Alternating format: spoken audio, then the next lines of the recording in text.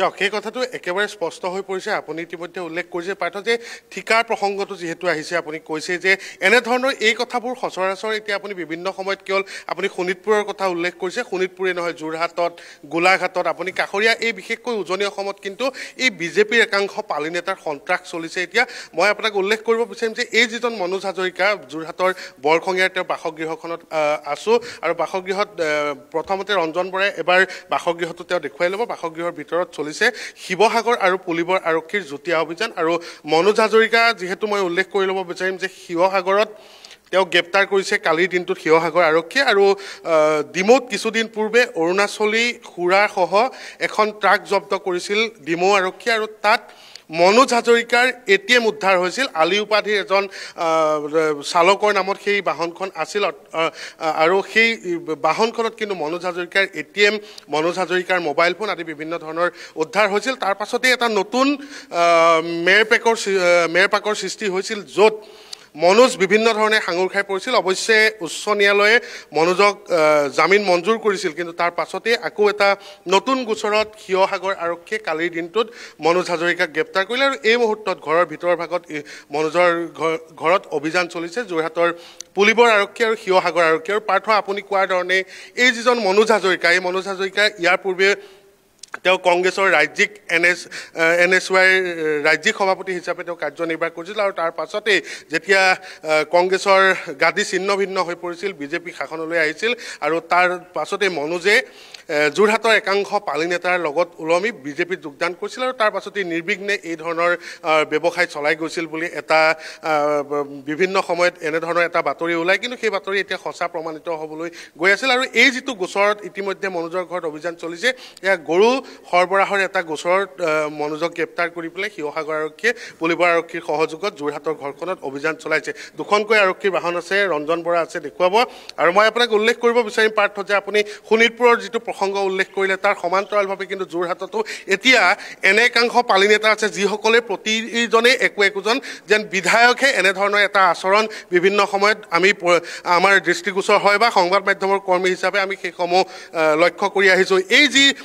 প্ৰতাপ একাংশ পালি নেতাৰ যি ধৰণৰ প্ৰতাপী আচৰণ বা যি দুৰ্ব্যৱহাৰ বিভিন্ন সময়ত অফিচ কাৰ্যালয় আদিত বিভিন্ন ঠাইত মন্ত্ৰী বিধায়কৰ নাম লৈ দাবী হুমকি দি কাম আদায় কৰিবলৈ আহে এইবোৰৰ আঁৰত আচলতে কোন যি শূন্য সহনশীলতাৰ কথা বিভিন্ন সময়ত চৰকাৰখনে কৈ আহিছে তেনে সময়ত ৩৭ নং ৰাষ্ট্ৰীয় ঘাইপথটো আপুনি শদিয়াৰ পৰা এই যোৰহাট হৈ এনেধৰণে এই ৩৭ নং ৰাষ্ট্ৰীয় ঘাইপথটো একাংশ পালি নেতাৰ বাবে এতিয়া সোণৰ কণী পৰা হাঁহলৈ ৰূপান্তৰ হৈছে কিয়নো বিভিন্ন ঠাইত আপুনি যদি চাব কেতিয়াবা চুফাৰী সৰবৰাহ কৰা বিভিন্ন সময়ত আৰক্ষীয়ে জব্দ কৰা পৰিলক্ষিত হয় কেতিয়াবা কয়লাৰ অবৈধ সৰবৰাহ আৰু এইবাৰ অৰুণাচলী সুৰা আৰু অৰুণাচলী সুৰাৰ সৰবৰাহৰ গোচৰত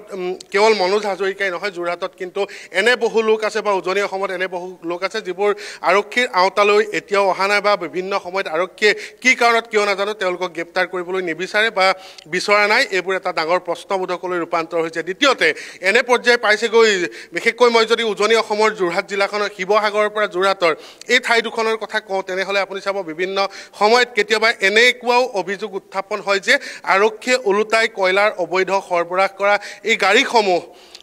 আৰক্ষীয়েহে আগবঢ়াই দিবলগীয়া এটা অৱস্থাৰ সৃষ্টি হোৱাৰ অভিযোগ বিভিন্ন সময়ত উত্থাপিত হয় ইয়াৰ উপৰিও যি চুফাৰী চিণ্ডিকেটৰ কথা বিভিন্ন সময়ত কোৱা হৈছে আজিৰ পৰা 3 দিন পূৰ্বে যোৰহাটত এখন প্ৰায় 150 বেগ চুফাৰী ভৰ্তি এখন ট্ৰাক ওপৰত মাকৈ দি পেলাই সেইসমূহ সৰবৰাহ কৰিবলৈ চেষ্টা কৰোঁতে আৰক্ষীয়ে জব্দ কৰিছে সেইসমূহ ইতিমধ্যে তাৰ মালিক কোন বা এই সন্দৰ্ভত কোনো ধৰণৰ স্থিতি যোৰহাট আৰক্ষীয়ে এই মুহূৰ্তলৈকে স্পষ্ট কৰিব নোৱাৰিলে আৰু বিভিন্ন সময়ত তেওঁলোকে এই যিসকল লোকে এই ব্যৱসায়বোৰ কৰি আহিছে তেওঁলোকে কিন্তু বেছিভাগেই বিভিন্ন মন্ত্ৰী অসম চৰকাৰৰ কেইবাজনো কেবিনেট মন্ত্ৰী বিধায়কৰ ঘনিষ্ঠ সেই কথাটো বিভিন্ন সময়ত প্ৰতীয়মান কৰিবলৈ আৰক্ষীৰ আগত তেওঁলোকে প্ৰতীয়মান কৰিবলৈ চেষ্টা কৰাৰ আপুনি ইতিমধ্যে উল্লেখ কৰিছে চৰকাৰৰ শূন্য সহনশীল নীতিৰ কথা অৰ্থাৎ জিৰো টলাৰেন্স নীতিৰ কথা সৰ্বানন্দ সোণোৱালে যেতিয়াই কাৰ্যভাৰ গ্ৰহণ কৰিছিলে বিজেপি চৰকাৰ ৰাজ্যত আহিছিলে তেতিয়াৰ পৰাই তেওঁলোকে শূন্য সহনশীলতাৰ কথা কৈছিলে কিন্তু এতিয়া যে ধোঁৱা চাঙত উঠিছে এই নীতি এই ব্যৱস্থা এক প্ৰকাৰ প্ৰহসনত পৰিণত হৈছে এই যিসমূহ দলীয় কৰ্মকৰ্তা আছে তেওঁলোকৰ মূল কৰ্তব্য কি তৃণমূল পৰ্যায়ত দলটোৰ আদৰ্শ প্ৰচাৰ কৰা সাধাৰণ লোকক দলৰ প্ৰতি আকৰ্ষিত কৰা কিন্তু তেওঁলোকে তাৰ পৰিৱৰ্তে এই সমগ্ৰ বাপসমূহ একোটা ধন ঘটাৰ আহিলা হিচাপে ল'বলৈ আৰম্ভ কৰিছে বিভিন্ন সময়ত দেখিবলৈ পোৱা যায় চৰকাৰী আৱাস যোজনাৰ নামত এনে কেতবোৰ মালকীয়া নেতাই গাঁৱত থকা কিছু নেতাই সাধাৰণ লোকৰ পৰা ধন দাবী কৰে বিভিন্ন ধৰণৰ আঁচনিসমূহ লাভ কৰিবৰ বাবে তেওঁলোকে সাধাৰণ লোকৰ পৰা টকা পইচা সংগ্ৰহ কৰে আৰু এনে কেতবোৰ বিয়াগুম নেতাই এতিয়া নিজকে আপুনি কোৱাৰ দৰে মন্ত্ৰী বিধায়ক বুলি ভাবিবলৈ লৈছে ইটোৰ পিছত সিটো সিন্ডিকেট চলাইছে গৰু ম'হ সৰবৰাহ কৰিছে সুৰা সৰবৰাহ কৰিছে গতিকে এইসমূহ নেতাৰ যি প্ৰকৃত কাম দলীয় আদৰ্শ প্ৰচাৰ কৰাৰ সেই আদৰ্শৰ পৰা বিচলিত হৈ তেওঁলোকে আপুনি উল্লেখ কৰিছে ইতিমধ্যে যোৰহাটৰ মনোজ দামৰ লোকজনৰ কথা এই দালালজনৰ কথা যে তেওঁ প্ৰথমতে কংগ্ৰেছত আছিল আৰু যেতিয়া কংগ্ৰেছৰ খহনীয়া হৈ বিজেপি চৰকাৰ আহিল একাংশ নেতা পালি নেতাৰ নেগুৰত ধৰি এই লোকজনে বিজেপিত যোগদান কৰিলে আৰু ধন ঘটাৰ আহিলা হিচাপে এনে কেতবোৰ বেআইনী কাম কৰিবলৈ আগবাঢ়িল গতিকে এইসমূহক নাকি লগাবলৈ কাৰো সাহস নহ'ব নেকি কি ভাবে দিব্য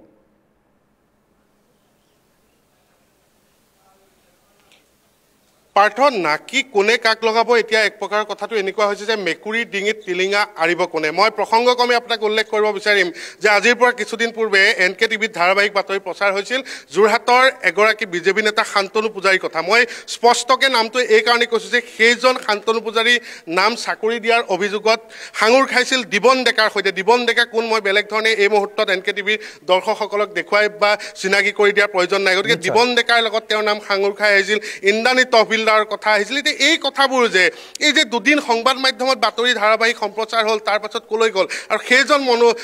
এই যি মনোজ হাজৰিকা এই মনোজ হাজৰিকাৰ লগত শান্তনু পূজাৰী এক ঘনিষ্ঠ সম্পৰ্ক বুলি ইতিমধ্যে সংবাদ মাধ্যমত বিভিন্ন সময়ত বাতৰি সম্প্ৰচাৰ হৈ আহিছে কেইবাখনো দৈনিক বাতৰি কাকতত যোৰহাটৰ পৰা একদিন ধাৰাবাহিক প্ৰতিবেদন হৈছে গতিকে এইবোৰ আচলতে এটা ডাঙৰ যে এটা নেক্সাছ জড়িত হৈ আছে এই কথাটো আপুনি নুই কৰিব নোৱাৰে মই এই কাৰণেই কৈছোঁ যে শান্তনু পূজাৰীৰ বিৰুদ্ধে ইমান গুৰুতৰ অভিযোগ উত্থাপন হৈছিল তাৰ পাছত শান্তনু পূজাৰীৰ যোৰহাটৰ একাংশ সংবাদ মাধ্যমৰ লগতে গুৱাহাটীৰ কেইবাজনো সম্পাদকৰ বিৰুদ্ধে তেওঁ কোৰ্টত গোচৰ তৰিছোঁ বুলি আদালতত গোচৰ তৰিছোঁ বুলি তেওঁ সংবাদ মেলো দিছিল কিন্তু তাৰ পাছত এই কথাবোৰ ফুটুকাৰ ফেনলৈ ৰূপান্তৰিত হয় এনেধৰণে আচলতে আপুনি এতিয়া বাতৰি কৰিব হয়তো এইজন মনোজ হাজৰিকাৰ ঘৰত অভিযান চলি আছে কাইলৈ দিনটোত যে এইজন মনোজ হাজৰিকাই এনকে টিভিৰ দিব্যজ্যোতি বৰাৰ ওপৰত মানহানিৰ গোচৰ দিবলৈ নাহিব সেইটো একেবাৰে নুই কৰিব নোৱাৰে কিন্তু কথা হ'ল যে এই ধৰণৰ যিবোৰ কাৰবাৰ চলি আছে হাতী বৰুৱা উপাধিৰ এজন বিজেপিৰ যুৱ মৰ্চাৰ কৰ্মী ইতিমধ্যে তেওঁ আপুনি যদি বিভিন্ন সময়ত চাই তেনেহ'লে বিদেশত থাকি এক প্ৰকাৰ তেওঁ এই ধৰণৰ কাৰবাৰটো চলাই আছে আৰু কিন্তু কোনো ধৰণৰ তেওঁক আৰক্ষীয়ে কৰায়ত্ব কৰিবলৈ সক্ষম হোৱা নাই বিশেষকৈ চুপাৰী মাফিয়াৰ যি এই মাফিয়াগিৰি সেই মাফিয়াগিৰিত চিপচান ক্ষমা কৰিব হাতী বৰুৱা নামৰ সেইজন যুৱকৰ নাম বিভিন্ন সময়ত বিজেপিৰ যুৱ মৰ্চাৰ সাঙুৰ খাই থকা পৰিলক্ষিত হয় আৰু আটাইতকৈ ডাঙৰ কথাটো এইবোৰ প্ৰায়সমূহ এই যি বিজেপিৰ পালি নেতা এই পালি নেতাবোৰ কিন্তু পূৰ্বতে বেছি সংখ্যকে কিন্তু কংগ্ৰেছৰ দিনত তেওঁলোকে কংগ্ৰেছত কাৰ্যনিৰ্বাহ কৰা আমি বিভিন্ন সময়ত দেখিছিলোঁ বা সেই কথাটো বাৰে বাৰে প্ৰমাণিত হৈ আহিছে এতিয়া কথা হ'ল যে তেওঁলোকে এনেধৰণেই এটা এনেকুৱা ধৰণৰ চেইন বনাই তেওঁলোকৰ লগত পূৰ্বৰ সেই কংগ্ৰেছ চৰকাৰৰ দিনত বা বৰ্তমানৰ বিজেপিৰ দিনত মন্ত্ৰিত্ব পাই থকা এনেকুৱা প্ৰতাপী একোজন মন্ত্ৰীৰ লগত তেওঁলোকে গুৰুত্বপূৰ্ণ খুব ঘনিষ্ঠ এটা সম্পৰ্ক বনায় আৰু তাৰপাছত এনেধৰণে এই ব্যৱসায়সমূহ চলাই যোৱাৰ গুৰুতৰ অভিযোগ উত্থাপন হৈ আহে গতিকে নিশ্চয় আপোনাক ধন্যবাদ জ্ঞাপন কৰিছোঁ এই মুহূৰ্তত আৰু এনেধৰণে একাংশ প্ৰভাৱশালী নেতা মন্ত্ৰীৰ নেগুৰত ওলমি এইসকল দালাল আহে আপুনি ইতিমধ্যে উল্লেখ কৰিছে দিবন ডেকা অনুৰাগ চলিহাৰ কথা সেই গোচৰ ক'ত গ'ল সেই তদন্ত ক'ত গ'ল সেইলৈ প্ৰশ্ন উত্থাপন হয় সাধাৰণ লোকৰ মাজত দিবন ডেকাৰ এতিয়া কোনো গোচৰ চলি থকা নাই আমি সাধাৰণ দৰ্শকসকলে বিভিন্ন সময়ত বাতৰি সম্প্ৰচাৰ হোৱাৰ পিছত তেওঁৰ গোচৰ ক'ত গ'ল বুলি প্ৰশ্ন উত্থাপন কৰে অনুৰাগ চলিহাৰ আপুনি যদি ফেচবুক একাউণ্ট এই মুহূৰ্তত চাৰ্চ কৰি দেখিব তেওঁ বিলাসিতাৰে আৰামেৰে জীৱন নিৰ্বাহ কৰিছে আৰু ইন্দ্ৰাণী তহবিলদাৰৰ ইতিমধ্যে মৃত্যু হৈ গৈছে কিন্তু তাৰ পিছতো কোনো ধৰণৰ গোচৰ নাই সমান্তৰালভাৱে এইজন যোৰহাটৰ হাজৰিকাৰ বাসগৃহত আৰক্ষীয়ে অভিযান চলাইছে কিমান দিনলৈ অভিযান চলিব কিমান দিনলৈ তেওঁ আৰক্ষীৰ তদন্তৰ আওতাত থাকিব সেয়াও এই মুহূৰ্তত এক প্ৰশ্নবোধক